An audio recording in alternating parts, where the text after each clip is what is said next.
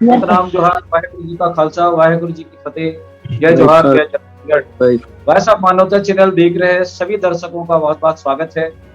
आज हमारे साथ बहुत खास मेहमान जुड़ गए हैं। मैं सभी का परिचय बारी बारी से बता देता हूँ। धनेश्वरी कुर्रे जी जुड़ी हुई हैं, जो एक शिक्षा विभाग से जुड़ी हुई है, सामाजिक कार्यकर्ता हैं, छत्तीसगढ़ से हैं। उनका हम बहुत स्वागत करते हैं। वो कई बार हमारे प्रोग्राम में भी आ चुकी हैं।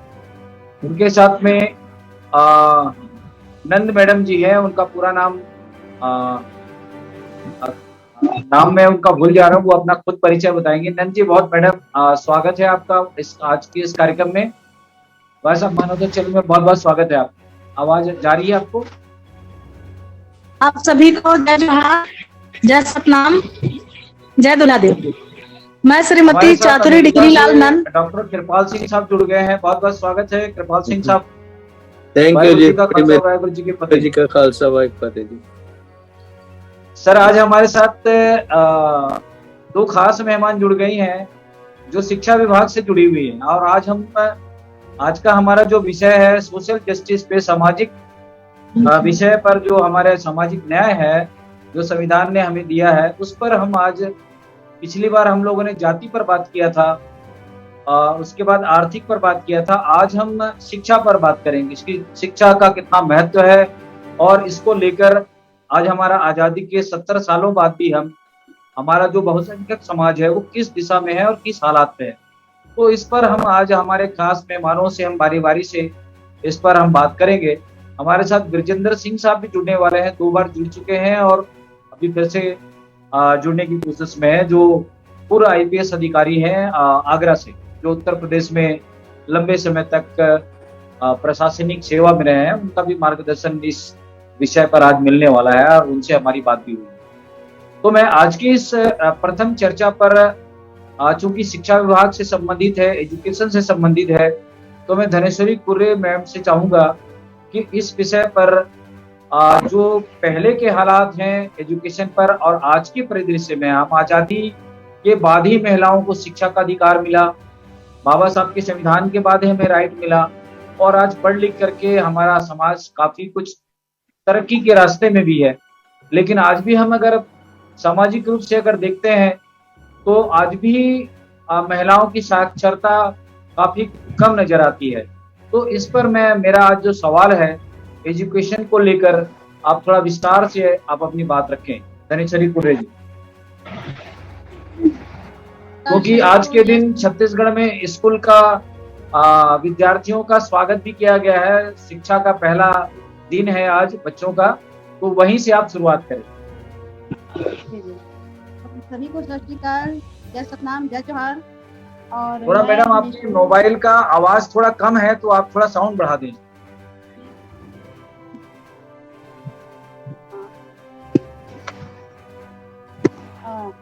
आपने मुझको पुनः इस मंच में आमंत्रित किया है कुर्रे भाई साहब, और मेघराशि जी को मैं धन्यवाद दूंगी, पुनः मुझको आमंत्रित किया इस विषय को बोलने के लिए। आप मैम जो है ना, आप अपने कान में रखे हैं उसको आप निकाल दीजिए, कान में जो रखे हैं उसको आप निकाल दीजिए, साउंड कम आ रहा है, हम लोग को सुनाई कम दे रहा है। आप डायरेक्ट मोबाइल से बात करें। जी, अब ठीक है, आवाज आ रही मेरी? हाँ, अभी आ रही है, मच बेटर। ओके जी, धन्यवाद पुनः आप लोग को। आपने पुनः इस मंच पे मुझको आमंत्रित किया है, और आज का विषय जो है वो बहुत ही महत्वपूर्ण है, जो कि शिक्षा के संदर्भ में है। वर्तमान परिवेश में, वर्तमान सामाजिक परिवेश में, आर्थिक परिवेश में और राजनीतिक सभी प्रकार के परिवेश में शिक्षा का जो विश्लेषण होना चाहिए, इस विषय पर आपने हमें आमंत्रित किया है, तो इसके लिए मैं आपको धन्यवाद देना चाहूंगी। जैसे आपका एक प्रश्न आया है कि पहले की जो शिक्षा है और अभी की वर्तमान शिक्षा है, तो पहले की जो शिक्षा प्रणाली थी वो गुरुकुल पद्धति में थी, मैं प्राचीन समय की बात करूंगी। उसके बाद वर्तमान जो शिक्षा प्रणाली है वो औपनिवेशिक है। उसके पश्चात शिक्षा में बहुत सारे सुधार हुए हैं। पहले के समय में कन्याओं को, खासकर महिलाओं को शिक्षा की अनिवार्यता नहीं थी, किंतु गवर्नमेंट की नीति के अनुसार अब सभी को शिक्षा देना अनिवार्य है। और हमारे यहाँ इंडिया में कक्षा 1 से 12वीं तक मुफ्त शिक्षा है, और ये एक सराहनीय कदम है, सराहनीय पहल है सरकार की ओर से, हमारी शिक्षा नीति की ओर से। किंतु वर्तमान परिवेश में देखा जाए तो आज भी सुदूर इलाके की जो बालिकाएं हैं, बेटियां हैं, उनको पर्याप्त शिक्षा नहीं मिलती। और जैसे कि सभी जानते हैं कि शिक्षा ही एक ऐसा आधार है जिससे हम किसी भी देश की सामाजिक ढांचा को मजबूत कर सकते हैं, आर्थिक ढांचा को मजबूत कर सकते हैं। और शिक्षा ही वह पद्धति है, वह प्रणाली है जिससे मनुष्य ज्ञानवान बनता है, सभ्य बनता है। तो वर्तमान परिवेश में देखा जाए तो शिक्षा ने बहुत से नए नए प्रयोग किए हैं और अभी भी प्रयोग निरंतर जारी है। खासकर छत्तीसगढ़ के एजुकेशन के संदर्भ में कहना चाहूंगी कि यहाँ की जो शिक्षा पद्धति है वो 3 स्तर पे है। एक है छत्तीसगढ़ शिक्षा प्रणाली, दूसरा है CBSE और तीसरा है ICSE कोर्स। ये 3 अलग अलग विषय हैं कोर्स के, और इनके जो शिक्षा के जो स्तर है ये अलग अलग हैं। इनका जो एजुकेशन है उनका स्तर अलग है। तो ये स्तर में अलगाव नहीं होनी चाहिए, एकरूपता होनी चाहिए, मेरा विचार ये है। और दूसरी बात कि वर्तमान में जो शिक्षा है, खासकर आपने एक पॉइंट नोटिस करवाया है कि अभी भी महिलाएं पिछड़ी हुई हैं, हमारी बेटियां पिछड़ी हुई हैं। तो पहले के समय में और अभी के समय में बहुत जागरूकता आई है कुछ स्तर पर, किंतु हमने 100% लक्ष्य को प्राप्त नहीं किया है। और इस 100% लक्ष्य को प्राप्त करने का जो जिम्मेदारी है हमारे शिक्षा विभाग के लिए है, हम जो शिक्षक हैं उनके ऊपर है और पूरे समाज के लिए है। जब तक हम बालिकाओं को शिक्षित नहीं करेंगे, हमारे समाज को शिक्षित नहीं करेंगे, तो हमारा समाज आगे नहीं बढ़ेगा, न सामाजिक तौर पर न आर्थिक तौर पर। और शिक्षा ही वह आधार है जिससे हम सामाजिक मजबूती कर सकते हैं शिक्षा के आधार पर और आर्थिक प्रगति कर सकते हैं। किंतु वर्तमान परिवेश में अभी भी कुछ ऐसे क्षेत्र हैं जहाँ पे शिक्षा सुलभ नहीं है, मूलभूत सुविधाएं उपलब्ध नहीं होती हैं। और इस विषय के संदर्भ में मेरा ये विचार है कि शिक्षा को रोजगार परक बनाया जाए। शिक्षा का उद्देश्य जो होता है रोजगार परक होना चाहिए, किंतु अभी का जो शिक्षा प्रणाली है वो केवल सैद्धांतिक है। और अभी भी बच्चों के दिमाग में ये रखा जाता है कि आपको पढ़ लिख करके नौकरी करना है, एक उद्देश्य। घर में भी यही बोला जाता है कि आपको पढ़ लिख करके नौकरी करना है। तो हम इस विषय पे हमको अपना दृष्टिकोण स्पष्ट करना होगा कि पढ़ने का उद्देश्य केवल नौकरी करना नहीं होता। पढ़ने का उद्देश्य समाज का निर्माण करना होता है, एक अच्छे परिवेश का निर्माण करना होता है, एक अच्छे संस्कार का निर्माण करना होता है। तो पहले और अभी की शिक्षा में बहुत अंतर है। पहले गुरुकुल शिक्षा पद्धति थी हमारे प्राचीन भारत में, औपनिवेशिक है और हर राज्य की जो शिक्षा का स्तर है अलग अलग है। और अभी जैसे कि राज्य के कुछ क्षेत्रों में यह नियम लागू करने की कोशिश की जा रही है कि क्षेत्रीय भाषाओं का ज्ञान होना आवश्यक है।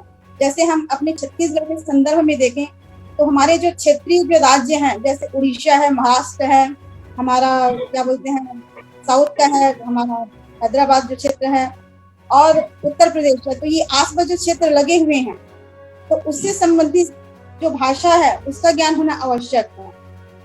हमारे शिक्षा में अंग्रेजी को महत्वपूर्ण दिया जाता है क्योंकि अंग्रेजी आज अंतर्राष्ट्रीय भाषा है। इसके साथ साथ हमारी हिंदी मातृभाषा है। इसके अलावा हमारी जो क्षेत्रीय भाषाएं हैं, जैसे कि उड़ीसा से लगा हुआ हमारा छत्तीसगढ़ है, तो कुछ क्षेत्र में उड़ीसा भाषा अनिवार्य कर दिया गया था। महाराष्ट्र लगा हुआ है तो मराठी भी अनिवार्य कर दिया जाना चाहिए। तो इस प्रकार से चर्चाएं चलती रहती हैं और ये कहाँ तक लागू होगा ये आने वाले समय में सरकार निर्धारित करती है। और शिक्षा के जो मूलभूत जो आवश्यकताएं हैं उसकी पूर्ति के लिए और उस उद्देश्य के लक्ष्य को प्राप्त करने के लिए हम जितने भी शिक्षक हैं, हमारा शिक्षा विभाग है, वो निरंतर प्रयासरत है और हमेशा रहेगा। और समय समय पे जो दिशा निर्देश मिलते जाता है हमको हमारे विभाग के द्वारा, हमारे सरकार के द्वारा, हम उसका पालन करते हैं और उद्देश्य की पूर्ति करते हैं। और अभी भी हमारा प्रयास जारी है और हमेशा रहेगा। धन्यवाद भाई साहब। बहुत शुक्रिया धनेश्वरी पुरे जी, आप हमारे साथ जुड़े रहे हैं। हम आपके पास फिर से लौटेंगे अगले बिंदुओं पर, अगले सवालों को लेकर। मैं नंद मैडम से चाहूंगा कि वो अपनी आवाज को ठीक करें और अपना परिचय भी दें। मैं आपका नाम भूल गया हूँ, नाम तो मुझे व्हाट्सएप में भेजा गया था, तो मैं पहले आपसे भी प्रतिक्रिया ले लेता हूँ, उसके बाद में अमेरिका से कृपाल सिंह साहब से मैं बात करूंगा, उनका नंबर लगेगा। तो मैं नंद मैम से चाहूंगा कि आज के इस अवसर पर जो शिक्षा का जो स्तर है छत्तीसगढ़ में या पूरे भारत में बहुसंख्यक समाज के लोगों के ऊपर भी, इस पर अपने विचार रखें। सबसे पहले तो आप सभी को मेरा सादर नमस्कार है। मेरा नाम श्रीमती चातुरी डिग्री लाल नंद है और मैं भी शिक्षा विभाग से जुड़ी हुई हूँ जी। और अभी मैंने धनेश्वरी दीदी का जो वक्तव्य था उसको सुना। उन्होंने सारे चीजों को बयान किया, पर छत्तीसगढ़ में छत्तीसगढ़ी भाषा के बारे में कुछ नहीं कहा। क्योंकि देखिए, आज की जो शिक्षा प्रणाली है उसमें क्षेत्रीय भाषा को और मातृभाषा बोलिए उसको ऐड कर दिया गया है। छोटे बच्चों के लिए क्षेत्रीय भाषा और मातृभाषा बहुत जरूरी है, क्योंकि उनको एकदम से, जैसे गांव देहात से बच्चे आए हुए हैं, उनको हम एकदम से हिंदी बोलेंगे तो हिंदी उनको समझ में नहीं आता है।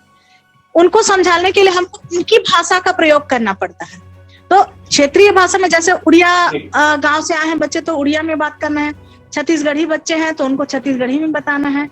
तो चूंकि मैं जो है छत्तीसगढ़ी भाषा पे भी काम कर रही हूँ, आज तक के हमारे भूपेश भैया ने लागू कर दिया छत्तीसगढ़ी भाषा को, पर उसको जो है स्कूल स्तर पे नहीं लाया गया है। हमारी मांग ये रही है कि हम जो है अपने बच्चों को, चूंकि हमारा क्षेत्र छत्तीसगढ़ी है और हम छत्तीसगढ़ के हैं, क्योंकि आसपास के गांव, आसपास के जो देश राज्य जो लगे हुए हैं सीमा से, आप देखेंगे जैसे केरल में केरली भाषा का उपयोग होता है, उड़ीसा में उड़ीसा का होता है। तो हमारे जो छत्तीसगढ़ है, हमारे छत्तीसगढ़ में छत्तीसगढ़ी का उपयोग क्यों नहीं हो रहा है, इस पर विचार मंथन होना चाहिए। और आप जैसे महानुभावों का इसमें सहयोग मैं चाहूंगी।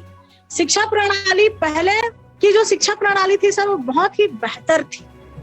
आज की अपेक्षा देखें तो पहले की शिक्षा प्रणाली बहुत ही बेहतर थी। उस समय के बच्चे और शिक्षक दोनों में प्रेम भाव रहता था, आदर सत्कार की भावना रहती थी। बच्चे जो है गुरु को गुरु मानते थे। पर अभी की जो शिक्षा प्रणाली है, जिसमें सारे चीज को खत्म कर दिया गया है, शिक्षक और छात्र के बीच में आपसी सौहार्द नहीं रह गया है। बच्चे केवल हमको केवल पढ़ाने मात्र समझते हैं। जैसे वो 8वीं पार हुए तो मिडिल स्कूल के टीचर को भूल जाते हैं। 9वीं गए, मिडिल स्कूल की टीचर को देखेंगे तो वो मुंह फेर के निकल जाते हैं। तो ये शिक्षा प्रणाली बदल इसलिए रही है सर, क्योंकि हमारी जो गवर्नमेंट है वो बार बार शिक्षा पे नित्य नए प्रयोग कर रही है। प्रयोग होना चाहिए, पर उसके लिए बच्चों की मानसिकता को पूरी तरह से तैयार कीजिए आप, तब जो है प्रयोग कीजिए। अन्यथा प्रयोग का दुष्परिणाम भी होता है।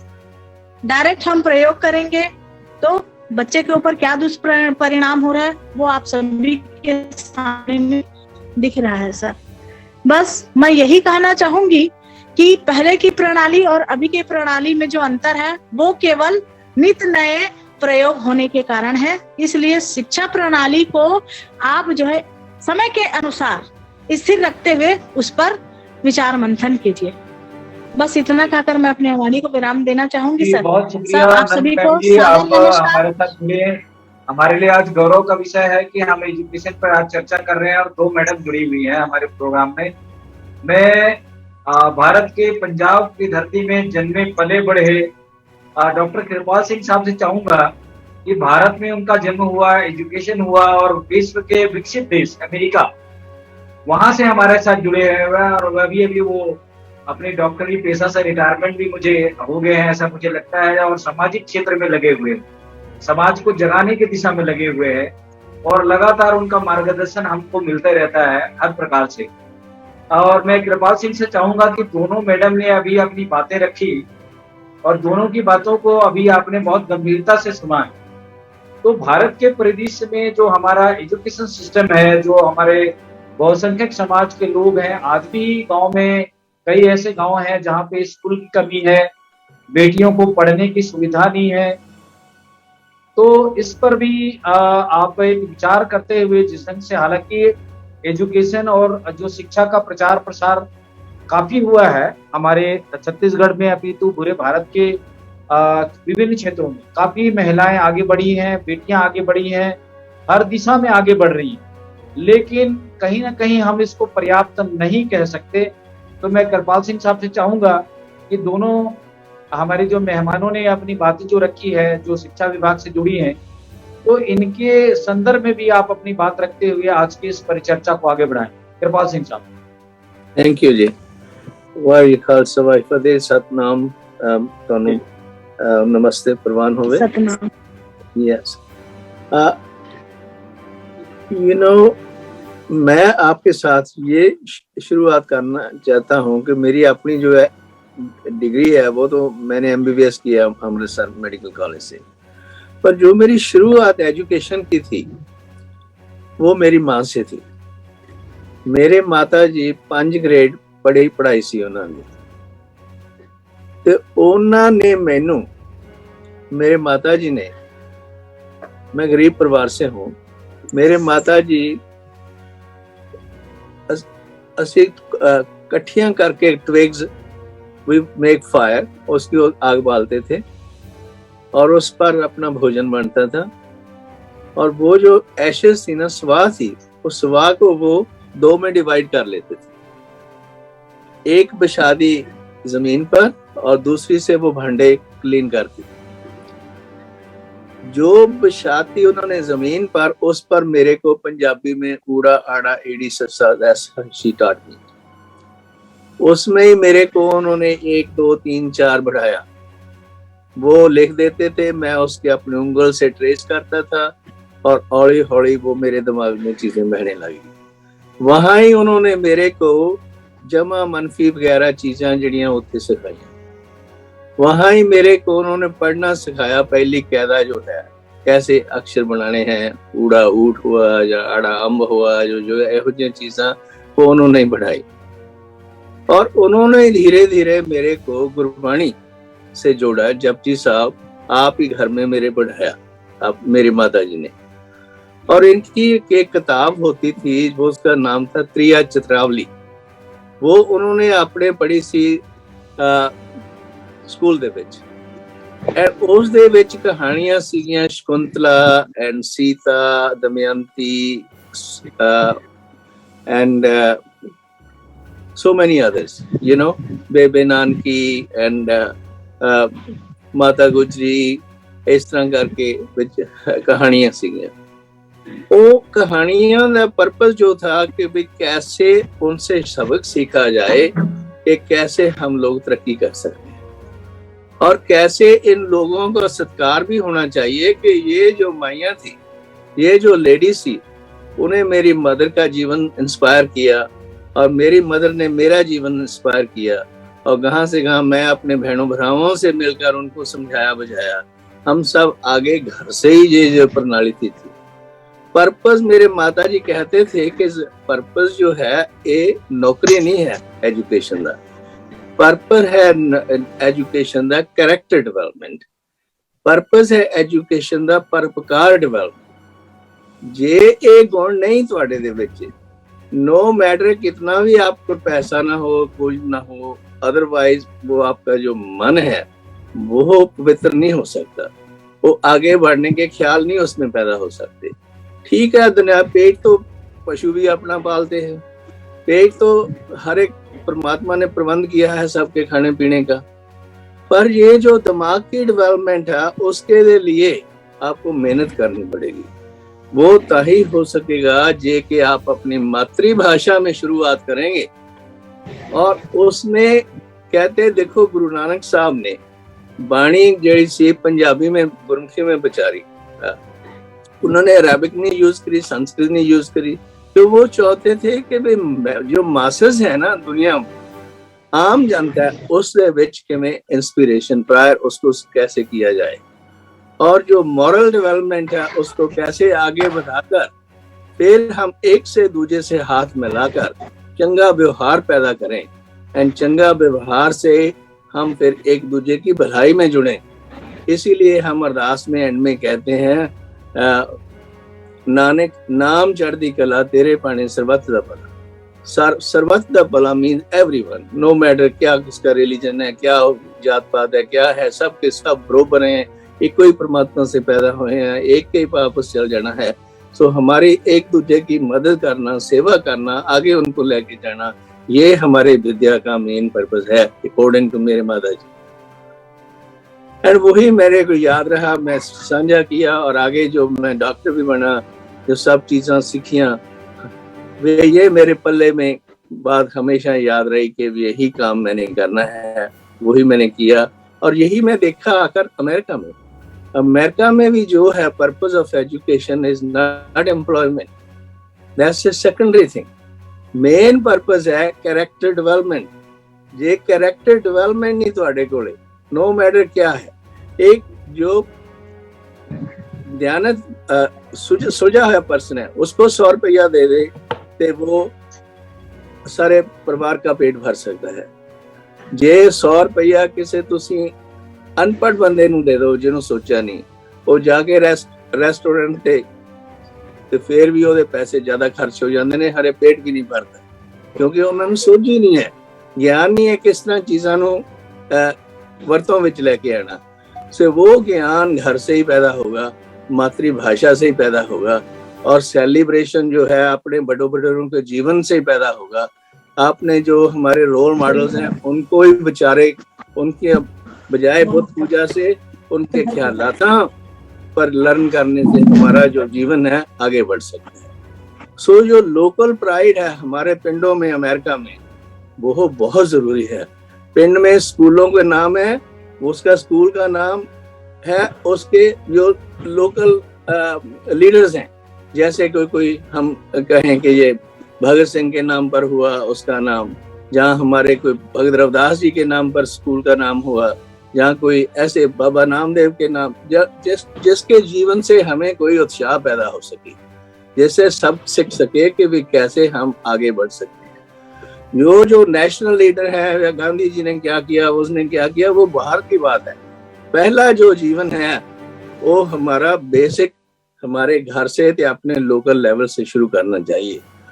और बजाय इसके दशहरा देखने के लिए तुसी दिल्ली जाओ, तुसी अपने पिंड दे विच बनाओ, अपने लोकां नूं नाल जोड़ के लोकल डेवलपमेंट दे विच हिस्सा पाओ।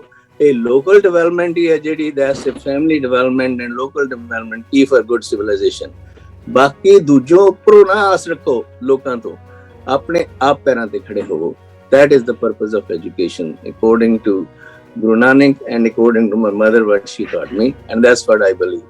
Why Khalsa Bhai? जी, बहुत शुक्रिया डॉक्टर कृपाल सिंह साहब, आप हमारे इस कार्यक्रम में बहुत ही सारगर्भित विचारों से आज के इस प्रोग्राम को लोगों तक पहुंचाया है। मैं हमारे साथ जयंती खुटे जुड़ गई है रायपुर से। जयंती खुटे हमें सुन पा रही हैं? हेलो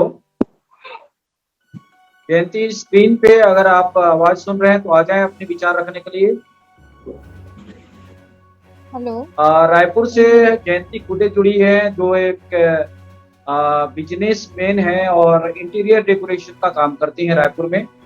पहले तो उनका इस कार्यक्रम में बहुत स्वागत है, और मैं चाहूंगा कि आज के इस परिचर्चा पर हमारा जो आज का जो विषय है वो शिक्षा पर है, तो इस पर आप अगर हमारे मेहमानों की बातों को आपने सुना होगा तो उस पर अपने विचार साझी करें।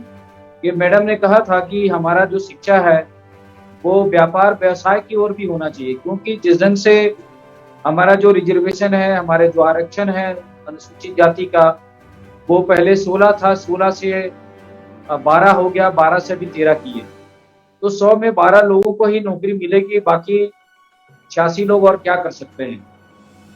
तो इस पर हमारे आज के लोगों को, जो हमारे दर्शकों को, आप एक बिजनेसमैन है और व्यापार की दिशा में कदम आगे बढ़ाई है एक महिला होकर, तो इस पर हमारे देखने सुनने वालों को और हमारे मेहमानों को भी बताएं, आप अपना परिचय भी बताएं और आज के इस एजुकेशन पर अपनी चर्चा करें।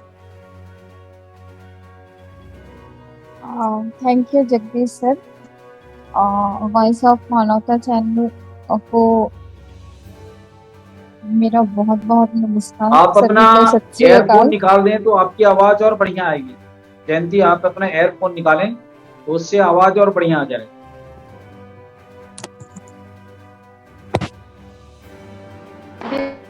क्लियर हो रही है?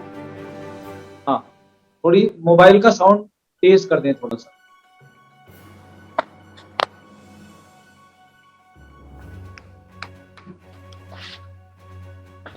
एक्चुअली सर साउंड तो पूरा फुल है, थोड़ी कुछ प्रॉब्लम होगी आई थिंक। जी, अपनी बात रखें। सभी को मेरा नमस्कार, सत श्री अकाल। एजुकेशन तो बहुत जरूरी है महिलाओं के लिए। जी नमस्ते।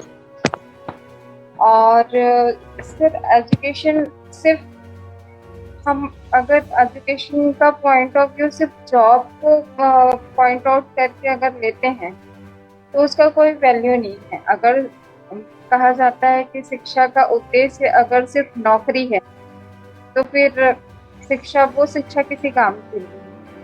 हमें शिक्षा ऐसी लेनी चाहिए जिससे हम शिक्षित हों और सिर्फ नौकरी का उद्देश्य न रखें। उसके हम एक बिजनेस माइंडसेट लेके भी काम कर सकते हैं, जिसमें हम सिर्फ अपने स्वार्थ के लिए नहीं, सिर्फ अपने लिए नहीं, हम अपने आसपास के लोगों का भी भला कर सकते हैं। एक बिजनेस पॉइंट ऑफ व्यू से हम बहुत सारे चीज़ों को कर सकते हैं। जैसे कि मैं खुद अभी एक इंटीरियर वर्क कर रही हूँ, सिविल कंस्ट्रक्शन का भी मेरा काम है, सिविल फिनिशिंग का। तो इसमें मैं सिर्फ अपने ही नहीं, अपने साथ जुड़े हुए लोगों को भी जो भी हो सकता है एक रोजगार का अवसर प्रदान करती हूँ। तो मैं चाहती हूँ कि मेरी तरह और भी जो महिलाएं हैं हमारे समाज से या निम्न वर्ग जिनको कहा जाता है सो कॉल्ड, तो हमें मतलब शिक्षा के कारण हम अच्छा कुछ कर नहीं पा रहे हैं। तो हमें जरूरत है थोड़ा सा सिंसियर होने की और एक दूसरे का साथ देने की, एक दूसरे को मोटिवेट करने की कि हम इस क्षेत्र में आगे आए। और हम सेल्फ बहुत सारी ऐसे बिजनेस हैं जो कर सकते हैं जिससे सिर्फ हमारा ही नहीं और लोगों का भी भला हो सके और लोगों को भी रोजगार मिल सके। और मैं नहीं जानती कि गवर्नमेंट की क्या आरक्षण है, क्या गवर्नमेंट सुविधाएं देती हैं। हमको सारी चीजें गवर्नमेंट पे डिपेंडेंट नहीं रहना चाहिए। हमें सेल्फ भी खुद अपने कैपेबिलिटी पे क्या कर सकते हैं उस पर भी फोकस करना चाहिए। और मैं तो चाहती हूँ कि जो मेरी मतलब बहनें हैं जो इस फील्ड में कुछ काम करना चाहती, जो सेल्फ डिपेंडेंट होना चाहती, वो मुझसे मिलें। मैं उनको जो भी अपनी तरफ से जो भी देखिए मोटिवेशन ही दे पाऊंगी, कुछ अच्छा विचार दे पाऊंगी उनको, उनके फील्ड में जिसमें उनको इंटरेस्ट है उसमें उनको मोटिवेट करके एक सही मार्गदर्शन दे पाऊंगी कि वो उसमें आगे बढ़े।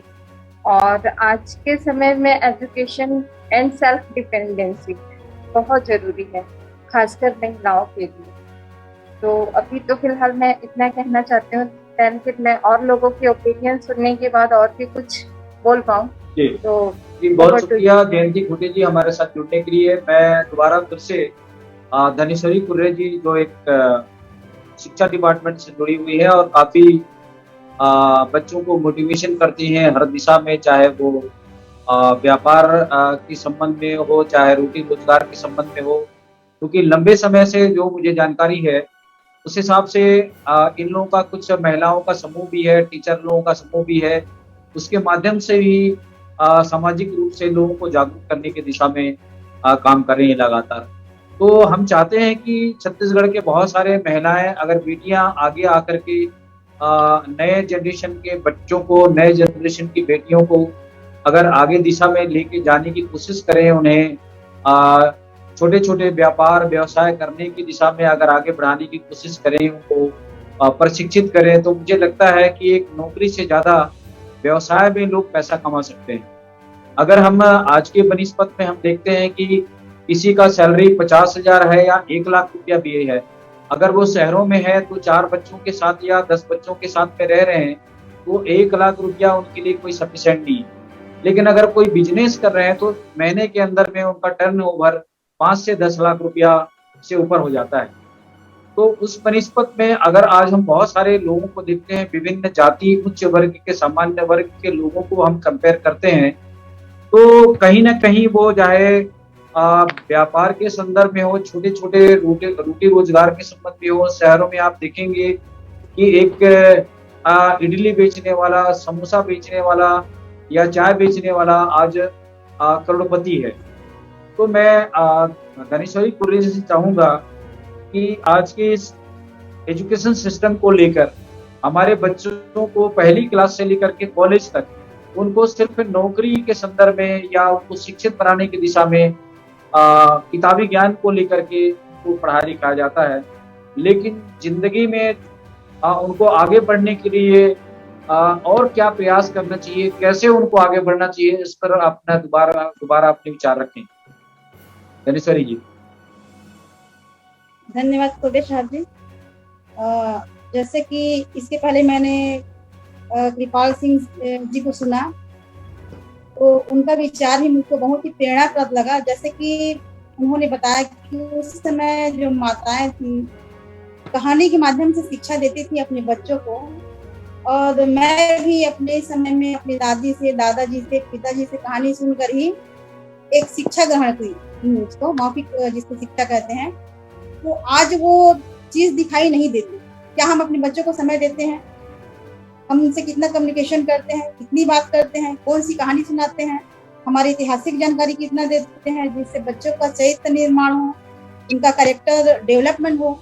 ये सब चीजें अब बिल्कुल नहीं होती। ये प्रैक्टिकल चीज जिसको हम जान रहे हैं और हर पालक उसको फेस कर रहा है, बच्चे भी उसको फेस कर रहे हैं, और हम टीचर हैं तो हम भी जान रहे हैं कि हम भी अपने बच्चों को उतना समय नहीं दे रहे हैं जितने पहले समय में हमारे दादा दादी, नानी नाना, हमारे माता पिता हमको कहानी के माध्यम से, एक स्टोरी के माध्यम से हमको एजुकेशन देते थे, और उससे हमारा कैरेक्टर का निर्माण होता था, एक हमारे पास विजन होता था, हम उसमें एक विचार रखते थे। लेकिन अब ऐसा नहीं है। ये प्रैक्टिकल चीज है जिसको हमको स्वीकार करना पड़ेगा। दूसरी बात, हमारी बहन जयंती खुटे जी ने जैसे बताया, मुझको अच्छा लगा कि वो इंटीरियर डिजाइनर में है, और हमारे क्षेत्र से आगे महिलाएं बहुत ज्यादा आ रही इस क्षेत्र में। इंटीरियर के साथ साथ बहुत सारे कोर्स हैं जिसको हम अपने बिजनेस ग्रुप में आगे उसको इम्प्रूव कर सकते हैं। और रही बात की अभी की जो शिक्षा है क्लास 1 से लेकर के 12th तक, वो केवल सैद्धांतिक है, प्रैक्टिकल नहीं है। बच्चा 12वीं के बाद से, 12वीं के एजुकेशन के बाद से उसके पास कोई दिशा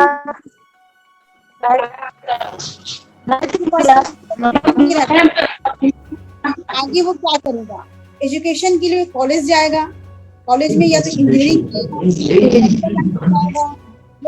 अंजलि मैडम, आपके पास से आवाज आ रही है किसी के यहाँ से? थोड़ा सा लाइव प्रोग्राम चल रहा है, थोड़ा ध्यान रखें कि अपने घर से आवाज आ रही है। बताइए सर।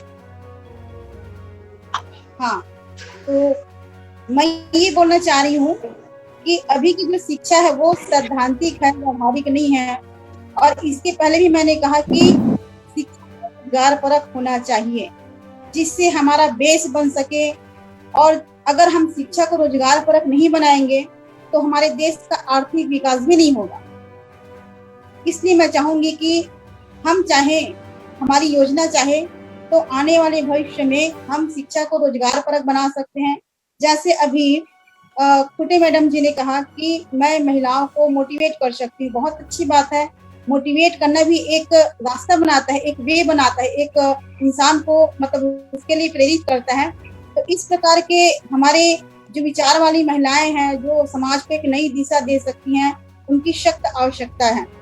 और ग्रामीण क्षेत्र में लघु कुटीर उद्योग को हम बढ़ावा दे करके जो हमारी महिलाएं हैं, जो समूह हैं, जो हमारी बच्चियां हैं, उनको हम आगे ला सकते हैं, आर्थिक रूप से सक्षम बना सकते हैं, आत्मनिर्भर बना सकते हैं। और शिक्षा ही एक ऐसा माध्यम है जिसके माध्यम से हम इस बात को हम हर किसी के साथ जुड़ सकते हैं, उसके विचारों में ला सकते हैं, और हम अपनी योजना को आगे कार्य रूप में परिणित कर सकते हैं। और अभी की जो शिक्षा है वर्तमान में, वो केवल एक महज शिक्षा न रह जाए, बल्कि एक प्रायोगिक शिक्षा होनी चाहिए जो कि जीवन में काम आ सके।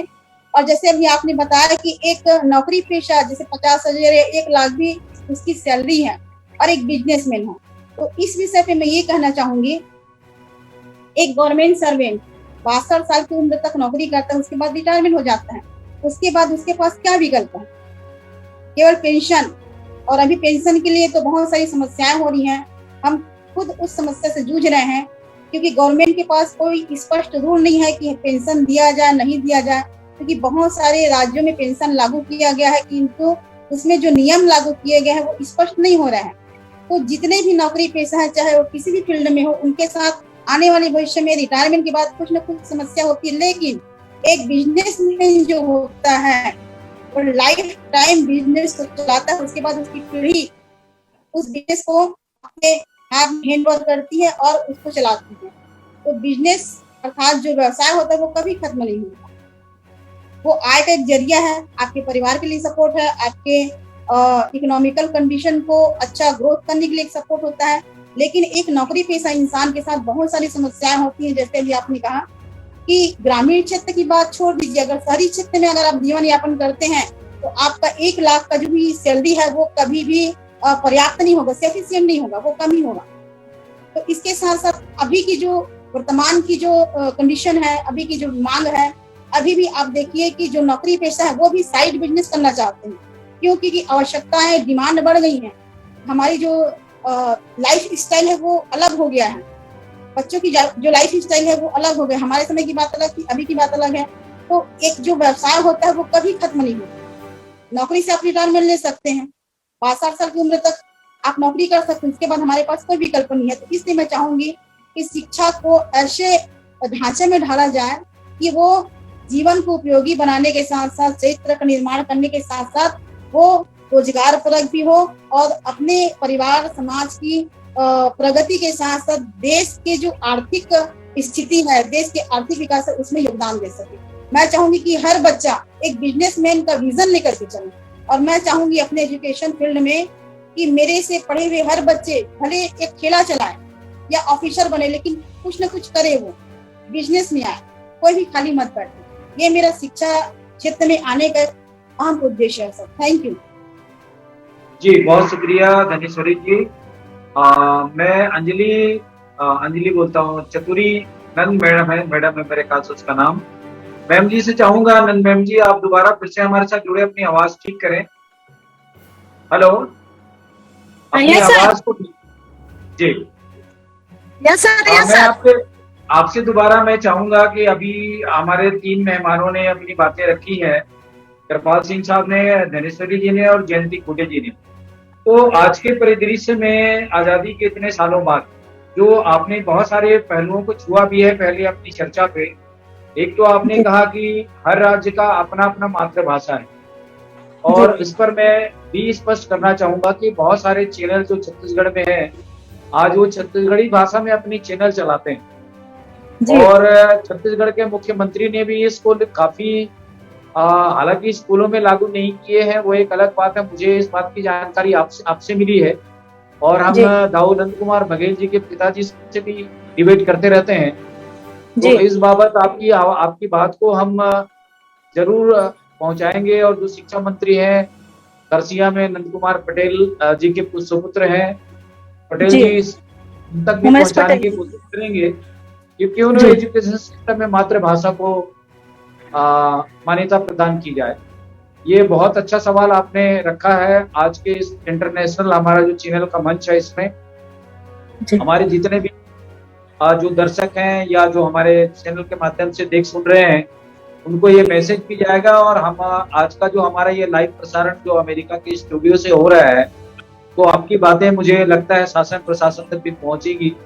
तो मैं दोबारा आपसे चाहूंगा कि हमारे जो न्यू जनरेशन है, जो यंग बेटे और बेटियां हैं, जो आज काफी तादाद में बेरोजगार होते जा रहे हैं, शिक्षित बेरोजगार होते जा रहे हैं, ऐसे लोगों के लिए आप क्या संदेश देना चाहेंगे? कैसे वो आत्मनिर्भर बने? सिर्फ नौकरी पेशा पढ़ लिख करके नौकरी प्राप्त करना है उद्देश्य है, या क्या कुछ है? इस संदर्भ में आप हमारे दर्शकों को अपने विचार साझी करें। क्योंकि मैं आपको बताना चाहूंगा, सिख समाज के लोग आज दुनिया में अपना जो स्थान कायम किया है वो अपने व्यापार व्यवसाय के बदौलत है। चाहे दुनिया का कोई ऐसा देश है जहाँ पे सिख समाज के लोग अपनी आवाज बुलंद न की हो, अपने जो वाहेगुरु जी का झंडा बुलंद न किया हो और वहां गुरुद्वारा स्थापित नहीं किए। तो ये मैसेज भी संदेश देता है, गुरुओं का विचारधारा भी मार्गदर्शन करता है कि आप सच के राह में चलेंगे, कृत करो नाम जपो और बंड छको, ये उनका एक सिद्धांत है गुरुओं का। तो इस पर मैं आपसे चाहूंगा कि आप एक शिक्षिका हैं और काफी अनुभव रखती है, तो आज का हमारा जो समय भी नजदीक आया हुआ है, तो इस पर मैं आपके विचार और ये जो मार्गदर्शन है, एक मार्गदर्शन के रूप में, सारांश के रूप में अपनी बात रखें। पहले तो आप अपना चेहरा को ठीक से सीट पे ले आए, लाइव प्रोग्राम आ रहा है, आप ठीक से बैठे। जी अपनी बात रखें। सर माफी चाहूंगी, मेरे को किस विषय में बोलना था? मुझे लगता है आप ठीक से नहीं सुन पाए हैं। मैं आज के इस परिदृश्य में, जो वर्तमान हालात में हमारे जो लाखों करोड़ों बेटे और बेटियां जो ग्रेजुएट करके, पोस्ट ग्रेजुएट करके बेरोजगारी, ऐसे लोगों को क्या मार्गदर्शन देना चाहती है एक शिक्षिका होने के नाते? जी सर, कि सर आज का जो परिप्रेक्ष्य है, ज्यादातर आप देखेंगे कि निजीकरण होते जा रहा है, और निजीकरण सबसे ज्यादा अगर हानि है तो वो हानि हमारे मिडिल क्लास के लोगों को होगी, क्योंकि हमारे जो मिडिल क्लास के लोग हैं वो अधिकतर आप देखेंगे नौकरी पेशे में हैं, और जैसे जैसे निजीकरण होता जा रहा है विभिन्न संस्थानों का, तो वैसे वैसे हमारे जो युवा पीढ़ी है वो बेरोजगार होती जा रही है। रोजगार होने के कारण उनमें जो है डिप्रेशन की भावना ज्यादा आती जा रही है। लेकिन उनको मैं इस मंच से ये कहना चाहूंगी कि आप जाने की नहीं है, क्या है कि हमारे शासन ने, जो गवर्नमेंट है, बहुत सारी ऐसी योजनाएं चलाई है जिसके माध्यम से बेरोजगारों को लूट लिया जाता है और उनको छोटे छोटे कुटीर उद्योग चलाने के लिए प्रेरित किया जाता है, उनको सहायता मिलती है इससे। तो क्यों ना हम शासन के द्वारा प्रदत्त जो ये योजनाएं हैं जिनसे हमको हेल्प हो सकती है उसका लाभ उठा सके, क्योंकि इसमें शायद 60% माफ है, 40% पटाना रहता है। तो शासन बहुत सारी चीजें बेरोजगारों के लिए कर रही है, लेकिन इसके अलावा भी एक गलत चीज भी हो रहा है शासन के द्वारा कि वो जो है सभी संस्थानों का निजीकरण कर रही है। तो अपने को इस मंच से निजीकरण का भी विरोध करना पड़ेगा सर, कि तो हमारी आने वाली पीढ़ी के जो बच्चे हैं, उन बच्चों को, खासकर मिडिल क्लास के बच्चे, ये हमेशा बेरोजगार ही रह जाएंगे, इनको आगे नौकरी के लिए लाले पड़ जाएंगे और ये दर दर की ठोकरें खाएंगे। तो क्या हम ऐसा चाहेंगे सर? हम ऐसा नहीं चाहेंगे। तो आप सभी से मेरा विशेष निवेदन है, विनम्र निवेदन है कि निजीकरण के खिलाफ हम सभी आवाज उठाएं और हमारे आने वाली पीढ़ी को कुछ लाभ पहुंचाएं। बस इतना कहना चाहूंगी सर। बहुत शुक्रिया आनंद मैम जी, आपने बहुत अच्छे विचार आज के इस अंतिम कड़ी में अपनी बात रखी है। मैं बार बार सिख समाज के साहिबानों से, उनके गुरुओं से प्रेरणा लेता हूँ, क्योंकि मैं कई बार उनके जो गुरुओं हैं उनके मार्गदर्शन में उनके जो विशेष डिबेट को सुनते रहता हूँ। और मैं जब से सिख समाज की सानिध्य में मुझे ज्ञान प्राप्त हुआ है, तब से मैं बार बार कहता हूँ कि सिखों से अगर जानकारी लेना है तो सिखों से मिलो और सिखों से सीखो। सिख का मतलब होता है सीखना। तो गुरु साहिबानों का जो मार्गदर्शन है, अगर उनके विचारों को आप पढ़ेंगे तो ये जो जीवन है हमारा, हमको एक उजाले की ओर लेके जाता है और मानवता की ओर लेके जाता है। जिस ढंग से संत गुरु घासीदास जी ने कहा है कि हम सतनाम को मानते हैं और सत्य को धारण करते हैं और सत्य के मार्ग में चलने की कोशिश करते हैं, तभी हमारा जीवन उज्जवल हो सकता है। तो मैं लास्ट कमेंट के रूप में गुरु साहिबानों के विचारों को साझी करते हुए कृपाल सिंह से चाहूंगा कि आखिर में गुरु साहिबानों की जो फिलॉसफी है या उनका मार्गदर्शन है, पूरी मानवता को, पूरी कायनात को उजाले की ओर, सक्षम दिशा की ओर ले जाने के लिए ऐसे सक्षम कैसे हो गया, इस पर अपने विचार रखें कृपाल सिंह साहब। थैंक यू जी। पहली तो गल बहुत मेहरबानी फॉर आस्किंग मी टू ये बातों करने के लिए, इनवाइट करने के लिए। देखो, पंजाब में कहावत है, उत्तम खेती मध्यम व्यापार, उत्तम खेती मध्यम व्यापार, नखिद नौकरी भीख गवार। ये कहावत है पंजाब में। उत्तम खेती मध्यम व्यापार, नखिद नौकरी भीख गवार। भाव कहने का मतलब ये है, जो नौकरी किसी से आस रखनी वो तो गुलामी है। अंग्रेजों ने नौकरियां पैदा करी, उनको गुलाम चाहिए थे, ऐसे लिए उन्होंने इंग्लिश एजुकेशन जो उनके लिए अच्छी थी वो ने प्रचार की। जो लोकल एजुकेशन थी पंजाब में, जो भी पुराने कायदे वगैरह वो थे, सब उन्होंने बर्न कर दिए, खरीद के लोगों से लेकर सब बर्न कर दिए, ताकि लोकल एजुकेशन का प्रचार सिखों में, पंजाबियों में ना रह सके। That was their educational policy. इसी तरह ही अब भी गवर्नमेंट क्या कर रही है, तो बजाय लोकल डेवलपमेंट के एनकरेज करने के बजाय बस बातें, जो शेखीबाजी का काम जो ज्यादा चल रहा है, जो आप आईपीएस बन जाए, आईएएस बन जाए, वो क्या है, सब गुलामी की बात ही है।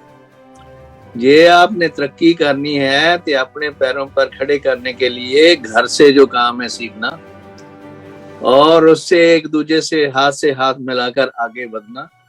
लोकल बार्टरिंग सिस्टम जो है, एक दूसरे से व्यापारिक सांझ पैदा करनी। जैसे गुरु नानक साहब ने अपने 18 साल जिंदगी ਦੇ ਅਖੀਰ ਤੇ ਕਰਤਾਰਪੁਰ ਦਾ ਸ਼ਹਿਰ ਵਸਾਇਆ। ਉਹਦੇ ਵਿੱਚ ਉਹ ਖੇਤੀ ਕਰਵਾਉਂਦੇ ਸੀਗੇ, ਨਾਲ ਲੋਕ ਉਹਨਾਂ ਦੇ ਨਾਲ ਮਦਦ ਕਰਦੇ ਸੀ, ਉਹਦੇ ਵਿੱਚੋਂ ਸਾਰਿਆਂ ਦਾ ਗੁਜ਼ਾਰਾ ਚੱਲਦਾ ਸੀਗਾ। ਪਰ ਜਿਹੜੇ ਬੇਲੜ ਬੰਦੇ ਸੀ ਉਹਨਾਂ ਨੂੰ ਨਹੀਂ ਉਹ ਨੇੜੇ ਲੱਗਣ ਦਿੰਦੇ ਸੀ।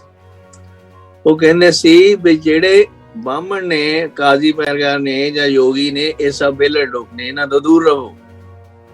ਤੁਸੀਂ ਆਪਣੇ ਪੈਰਾਂ ਤੇ ਆਪ ਖੜੇ ਹੋ ਕੇ ਇੱਕ ਦੂਜੇ ਦੀ ਮਦਦ ਨੇ ਨਾ ਹੱਥ ਲੈ ਕੇ ਵਧਾਓ, ਇੱਕ ਦੂਜੇ ਤੋਂ ਸਕਿੱਲਸ ਸਿੱਖੋ। ਉਹ ਸਕਿੱਲਸ ਸਾਂਝੀਆਂ ਕਰਨ ਦੇ ਨਾਲ ਆ ਕੇ ਆਪਣੇ ਪੈरों में खड़े हो जाओगे। मेरे पिताजी मिलिट्री में अपर डिवीजन क्लर्क दी उनकी नौकरी थी। उन्हें कई साल काम किया, फिर देखा इसमें कोई गुजारा नहीं है, उन्हें रिजाइन कराया। बड़ी मुश्किल से उन्होंने मिलिट्री से जाने दिया। फिर उन्हें आप आके बंच ऑफ एक्सपेरिमेंट किए, काम अपने आप शुरू करने के लिए। आखिर तक उन्होंने फिर कपड़े की दुकान चलाई। बस कपड़े की दुकान चलाने से पहले क्या करते थे कि वो जो जुलाहे थे उनको इकट्ठा करके उनका ग्रुप था उनके साथ, और दूसरे पास थे पिंडा दी जिहड़ियां औरतां सी सूत वट के लेके आंदियां सीगियां। And he used to do charge brokerage and suit ladies तो लेके उन्हां नूं दे दिता, जुलाहां तो कपड़ा लेके लेडीज नूं बनवा के दे दिता। And then they had sometime they wanted colored like yellow color, blue color and all that. वो क्या करते थे मेरी माता जी के साथ, वो सूत को रंग कर वो जुलाहे को देकर उसके कपड़ा बना के और लेडीज में दे देना, वापस महिलाओं को दे देना। ऐसे उन्होंने काम हौली हौली बढ़ाया, और फिर नकोदर वगैरह से जो सी खेस वगैरह ले आके शुरू कर दिए, कुछ और ऐड किया, और के काम बढ़ता गया। फिर ऐसे ही फिर कपड़े की दुकान उन्होंने शुरू कर दी, तो फिर वही उनके काम बढ़ता मेरे को भी चाहते थे कि मैं उनके साथ काम करूं, पर मेरा शौक नहीं था कपड़े का काम करने, मेरा पढ़ाई के लिए था। सो वैसे बहुत नाराज हुए, मैं कॉलेज में चले गया और वहाँ बायोलॉजी वगैरह स्टडी करके इवेंचुअली बिकेम ए डॉक्टर। पर मेरी फीस कोई बैंक तो नहीं आई, वो मेरे माँ प्यो ने आपदे हथी मेहनत करके पैसे देते, ਉਹਦੇ ਨਾਲ ਹੀ ਮੈਂ ਤਰੱਕੀ ਕੀਤੀ। ਪਰ ਨਾਲ ਇਹ ਮੈਨੂੰ ਕਿਹਾ ਕਿ ਕਾਕਾ ਜੇ ਕੱਲ ਨੂੰ ਮੇਰੀ ਡੈਥ ਹੋ ਜਾਂਦੀ ਹੈ, ਮੌਤ ਹੋ ਜਾਂਦੀ ਹੈ, ਤੇ ਭੈਣਾਂ ਭਰਾਵਾਂ ਦੀ ਜ਼ਿੰਮੇਵਾਰੀ ਤੇਰੇ ਸਿਰ ਤੇ ਆ, ਤੂੰ ਇਹਨਾਂ ਨੂੰ ਅੱਗੇ ਵਧਾਉਣਾ, ਇਹਨਾਂ ਦੀ ਲੁੱਕ ਆਫਟਰ ਕਰਨੀ ਹੈ। And I with folded hands said yes, I will do it. And that's how we continued flourish, and now all my brothers and sisters and everybody is here in America, and मेरे parents भी यहाँ आ गए, मेरे साथ रले। पर वो सब जो है शुरुआत मेरे माँ प्यो से शुरू हुई, मेरे दादा दादी से, नाना नानी से, उनकी बातों, उनकी शलाघा, उनकी जो गुण उन्होंने मेरे को दिए, समझाया बुझाया और आगे बढ़ने के लिए मोटिवेट किया, ऐसे सामाजिक तरक्की हुई। और फिर मेरे को उन्होंने ये भी कहा कि जब आपके सब पूरे हो जाएं लोना ना, दूसरों की मदद करो, आप जुड़कर जितने भी लोग हो सके उनको भी ऐसे ही हलाशेरी दे, वो आगे बढ़ाओ। दिस इज व्हाट गुरु नानक तो Guru Gobind Singh, these are 10 role models for us, जो उन्होंने अपनी जिंदगी दे विच कीता। We read about them, we get inspiration from them. जैसे 10वें पातशाह ने एक बाटे दे विच खंडे ਦੇ ਨਾਲ ਅੰਮ੍ਰਿਤ ਤਿਆਰ ਕਰਕੇ जो 5 वॉलंटियर सी उन्होंने अमृत छिकाया। उनके नाम से दया, धर्म, हिम्मत, मोकम एंड साहिब। उनको अमृत छिकाने के बाद उन्हें क्या अब निर्बल हो गए, और उससे उनके अब मेरे को यही अमृत छिकाओ जैसे मैं आपने सजाया है।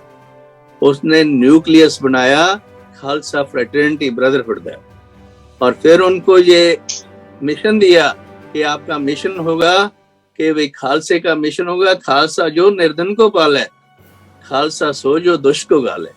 सो तुसी अपना जिहड़ा है असूलां ते चलदे होए अपने जीवन दे विच दया, धर्म, हिम्मत, मोकम एक गुण धारण करो, उन्हां विच करके then you become sovereign, self sufficient Sahib बन जाओगे। So that's the message he left with us. And that's what we try to practice and help and share and preach. ਇਹ ਸਾਡੀ ਜਿਹੜੀ ਕਿਸਮਤ ਹੈ ਸਾਡੇ ਹੱਥਾਂ ਦੇ ਵਿੱਚ ਹੈ, ਨਾ ਕਿ ਗਵਰਨਮੈਂਟ ਦੇ ਹੱਥਾਂ ਦੇ ਵਿੱਚ ਹੈ, ਨਾ ਕਿ ਕਿਸੇ ਹੋਰ ਦੇ ਹੱਥ 'ਚ ਹੈ।